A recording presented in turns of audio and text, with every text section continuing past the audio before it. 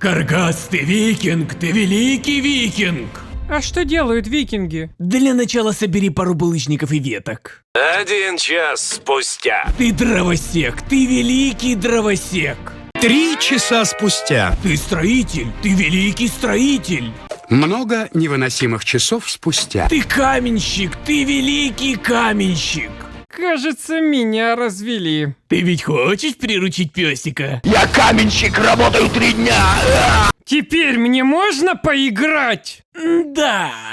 Почему-то многие до сих пор удивляются, откуда у независимой игры от 5 шведских работяг столько продаж онлайна. В принципе, это уже больше настоящих работников, чем осталось у Ubisoft. Я все еще жду отчет, это дело толерантности. Но формула успеха проста. Берем Майнкрафт, делаем его круглым, надеваем шапочку викинга и продаем за 3 буханки. А что, так можно было, что ли? Причем Valheim разрабатывали обычные европейцы под пивко пару лет. На что способен один китаец без девушки, слабонервным инди-студиям лучше не смотреть. И хоть игра сейчас в раннем доступе, разработчики обещают релиз через год. Я просто похлопаю.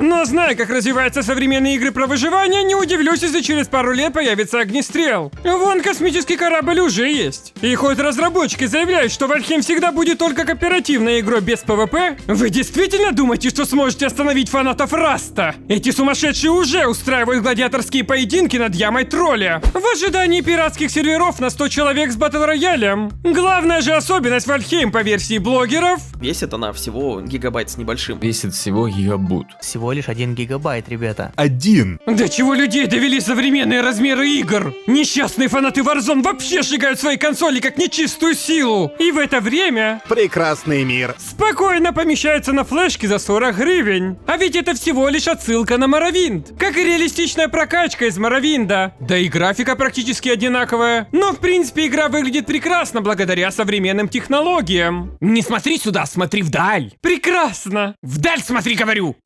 Прекрасно! А если верить требованиям, игра пойдет на практически всех ноутбуках. Когда-нибудь. Поэтому советую заранее запастись продвинутой картошкой с экраном на Алиэкспрессе, пока грязные руки майнеров не добрались до всех ноутбуков. Нахуй нам, бизнесменам. Ведь все жизненно важные вещи продаются на Алике. От продвинутой куклы Кена до мужского наряда девочки-волшебницы. И нет ничего приятнее, чем покупать мухобойки, церковные свечи и защитные маски с кэшбэком от Leti Shops. Все просто. С каждой вашей оплаты небольшая часть денег возвращается на счет. Бог сказал, что так будет дешевле. А с 18 по 21 марта на Алиэкспресс кэшбэк достигнет небывалого тройного размера в 15%.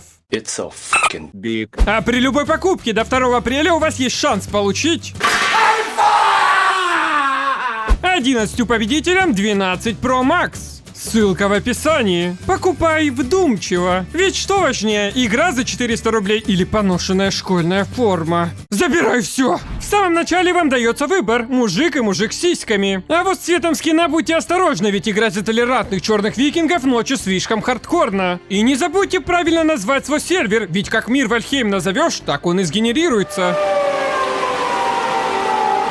Эх, родная Троещина. По лору Валькирия отправляет нас, сильнейшего воина, убить 10 врагов Одина. Это ОПГ боялись даже чеченцы. Олень, щекоточный монстр, пенек, Кеша, костлявый. Эти монстры настолько зашугали Одина, что он боится даже ступить в мир Вальхейма. Правда, это не мешает ему иногда появляться и наблюдать за нами из кустов. Я не дрочу.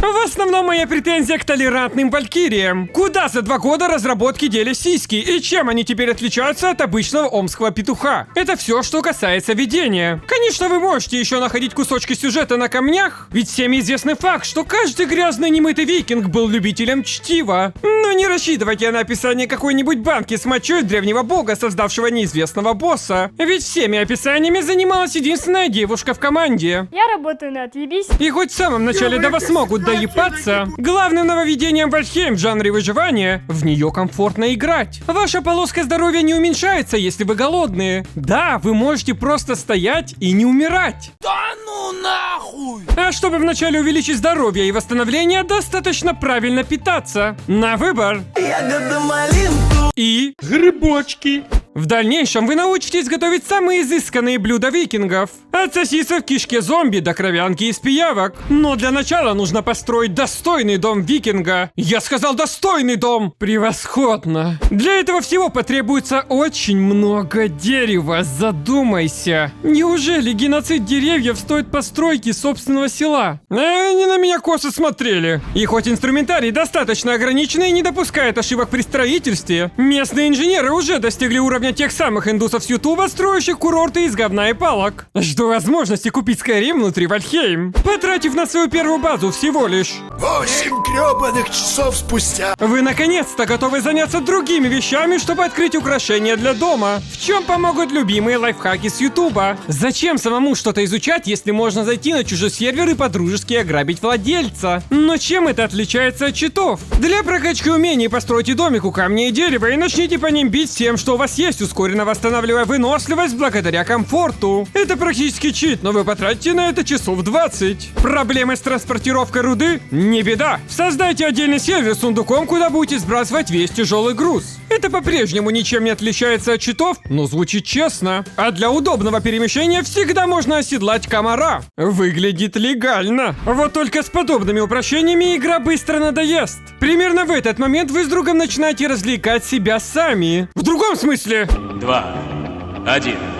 Низко летит, к дождю. Сможет ли лодка отскочить от воды? С вами новый выпуск Мамикса. Я считаю эксперимент успешным. Мы доказали, что вода — это резина. Подписывайтесь на канал, и мы добьем круглую цифру — 192 735. В принципе, к геймплею претензий нет. Кроме того, что мы викинги и по идее должны рубить все мечами и топорами. Я так в аниме видел. Но все время мы сражаемся луком, как настоящий гордый эльф позорный. Для особенных извращенцев есть стелс. Фу. К сожалению, приключения в одиночку достаточно однообразные. Сундуки бессмысленные, а всю броню и оружие вы создаете сами. Примерно в этот момент РПГейство заканчивается и начинается крафт с бесконечными рецептами, появляющимися от всего, что вы возьмете в руки. Ты не играл в Вальхейм, если не потратил 20 часов своей жизни на создание прокачанного шмота. После постоянных сборов одних и тех же ресурсов быстро появляется желание просто выключить и отдохнуть от игры на работе. Схуяли. Продолжаем, блядь. Разнообразие порой приносит набеги бомжей на вашу базу. Достаточно часто они просто дерутся между собой. И я полностью согласен с большими обзорщиками. А еще впечатление от боев смазывает никакущий ИИ у противников. Он слишком умный. Кто додумался научить оленя убегать зигзагом от стрел, слабых монстров бояться огня, а весь лес реагировать на шум? Но самым умным врагом остаются деревья. Они не просто убивают вас, они взаимодействуют друг с другом. Поэтому я задался великой целью — отпиздить Игдрасиль. Для этого я не побрезгую даже читами. В смысле? Этот мир прогнил. Не осталось ничего, кроме страданий. Печаль в моем сердце могут заполнить только 50 прирученных волчонков. В атаку, зерги! Но если вы выбрали класс фермера, советую приручать кабанчиков и диких лохов. Каждый зверь или монстр водится на своем биоме. Всего их 10. Стартовые безобидные луга, куда чисто по приколу засунули пещеру тролля. Здесь вы будете проводить основное время в игре. Черный лес — одна из самых красивых и богатых на ресурсы биом. И единственное место, где можно найти торговца. И если вам повезет. Вам не повезет. И как в любой уважаемой РПГ, здесь есть болото. Твое лицо, когда не создаешь болото 5 минут. А от черного леса данная биома отличается наличием грязи под ногами и грязи на деревьях. И иногда эта грязь пытается вас убить. И если вам покажется, что игра слишком легкая, это идеальное место для постройки уютного дома с прекрасным видом на армию Саурона. Главный плюс снежной локации — ее легко найти. Любая гора — это снежная локация. Минусы: 20 способов умереть от холода, волков, драконов, голема и падения. А также замечательные 30 часов, потраченные на добычу серебра. Последняя на данный момент готовая локация — равнины, полностью населенная гоблинами. Гоблины? Во всех них вы побываете по очереди, ведь после убийства каждого босса вы получаете особые умения и ресурсы, необходимые для нового этапа. И такое разнообразие местности очень легко объясняется. Куда идешь? Домой. Значит, к морю? Почему это к морю? А здесь все в сторону моря. остров.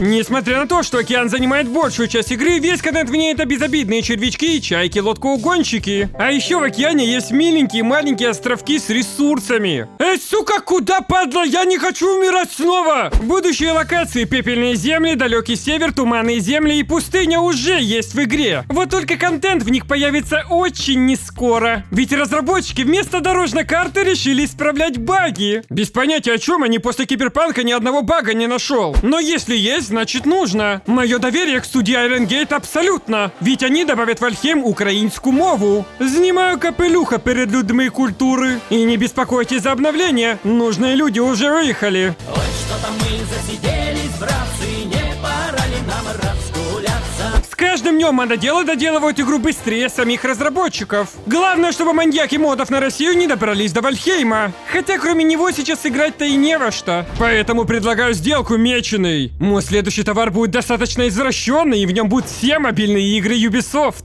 Покажи свою максимальную активность внизу, и тебя ждет отменная. Уэта.